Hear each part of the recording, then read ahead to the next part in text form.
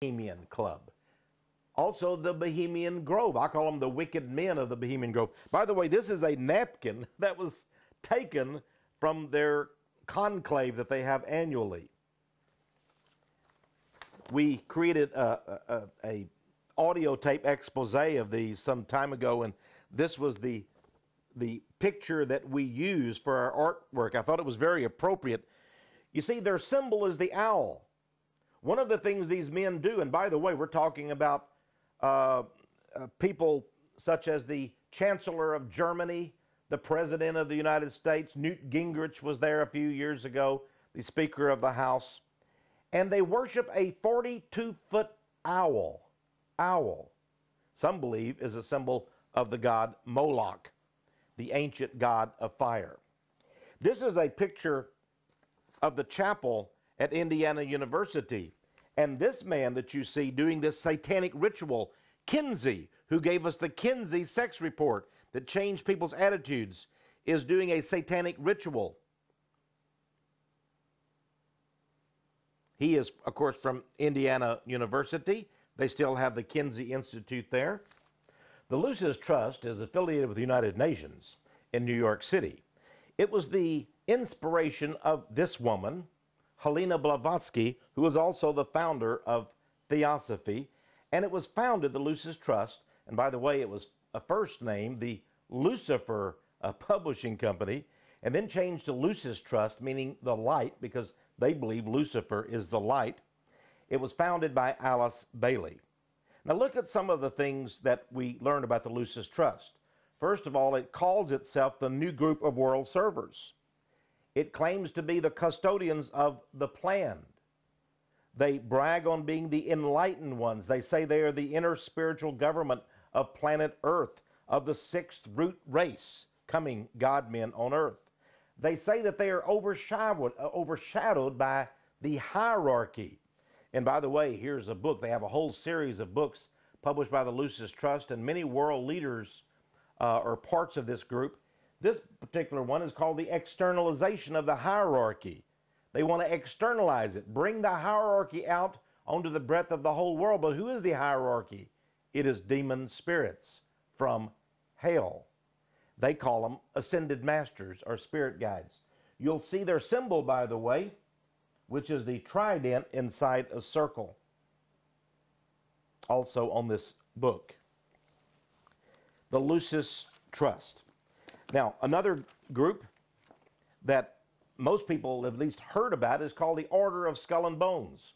From Yale University, 15 young men chosen each year. Here is the tomb in which they stay in their senior year at Yale.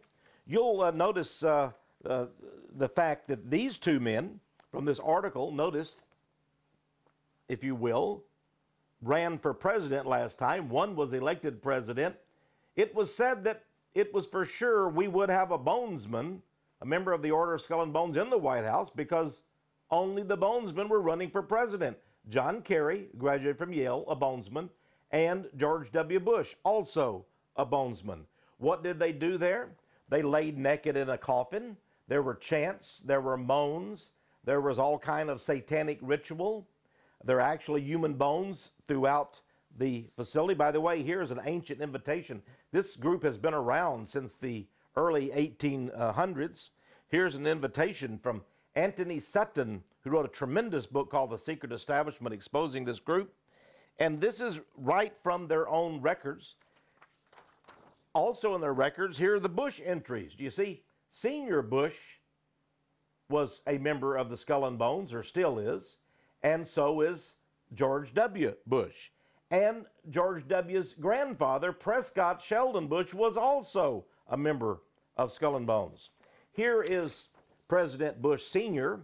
being sworn in as president, and there's a barber in the middle there, of course. And by the way, he asked for his bonesman brother, Justice Potter Stewart, to be the one to swear him in. USA Today caught on to this. Here's an article in the USA Today. It says, White House bonesman leads nation into the dark. That's sort of interesting. Here from the New York Observer is another article. It says, at Skull and Bones, Bush's secret club initiates ream goer. I'm not even going to tell you what that means. I want you to understand that the Order of Skull and Bones has great power in America. Did you know that Time magazine was founded by the Order of Skull and Bones? That not only have we had the Bushes, but we've had President Taft, we've had other presidents who are members of Skull and Bones. And when you get to the Masonic Lodge, you'll see connections.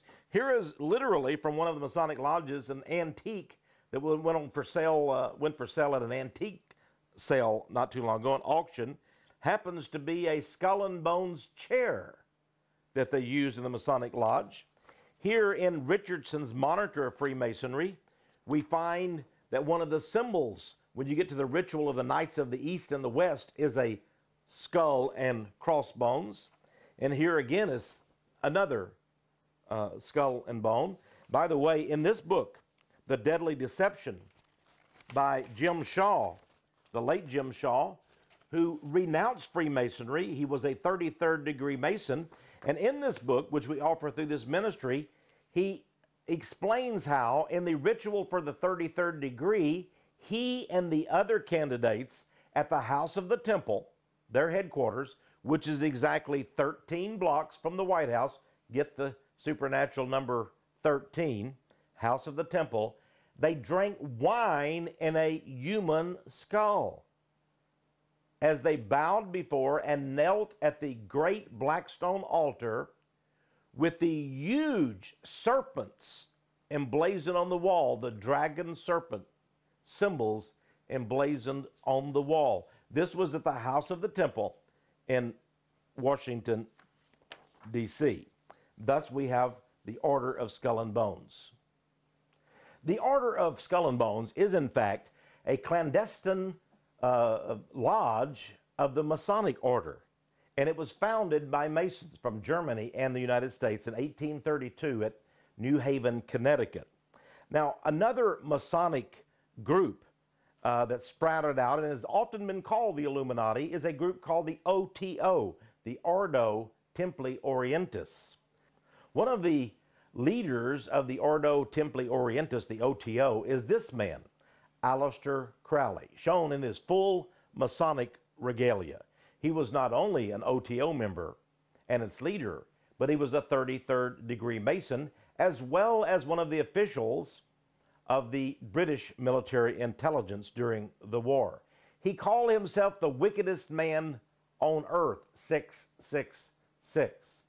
And many others, including Anton LaVey, have followed after Aleister Crowley. Anton LaVey, of course, is also a Mason and founder of the Church of Satan in the United States and author of the Satanic Bible. Here is a book written by Aleister Crowley, supposedly given to him by his spirit guide, who he says is none other than the all-seeing eye above the pyramid on our $1 bill. It's called the Book of the Law. It's basically a bunch of gibberish, but it's quite evil, and it mentions that one of their most holy numbers is 11, which is quite fascinating when you think about 9/11 and what happened that day. Now, I mentioned that Crowley and almost all of these men are Masons.